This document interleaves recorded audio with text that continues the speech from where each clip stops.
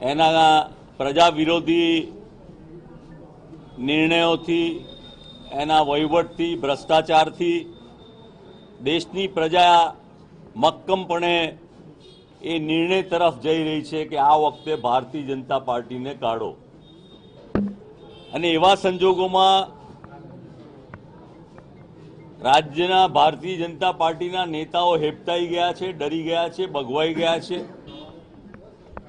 ત્યારે પ્રજાના કામો, પ્રજાની તકલીફ, મોંઘવારી, બેરોજગારી, ભ્રષ્ટાચાર એમાંથી લોકોને મુક્ત કરાવવાને બદલે બીજાના ઘરમાં ડોક્યું કરવાનો જે પ્રયત્ન કરી રહ્યા છે, મને લાગે છે ગુજરાતની પ્રજા, દેશની પ્રજા એમને લપડાક આપશે, એમને સજ્જડ હાર આપશે।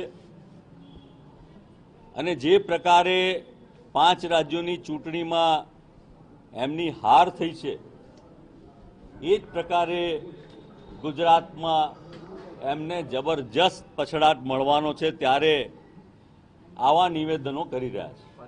કોંગ્રેસના ઘણા ધારાસભ્યો નારાજ છે અલ્પેશ ઠાકોર।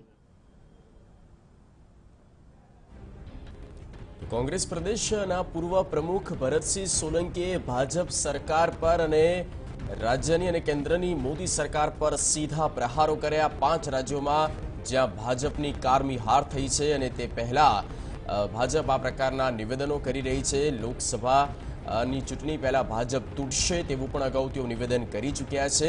ત્યારે બીજેપીના નેતામાં બીજાના ઘરમાં ડોક્યું કરે છે ભરતસિંહ સોલંકીનું આ મહત્વપૂર્ણ નિવેદન દિલ્હીથી પરત ફરતાની સાથે જ તેમણે પત્રકાર મિત્રો સામે તેમણે પોતાનું નિવેદન આપ્યું અને કોંગ્રેસમાં બધું સમસૂત્રું છે, કોઈ આંતરિક વિખવાદ નથી તેવી પણ સ્પષ્ટતા અગાઉ તેઓ કરી ચૂક્યા છે।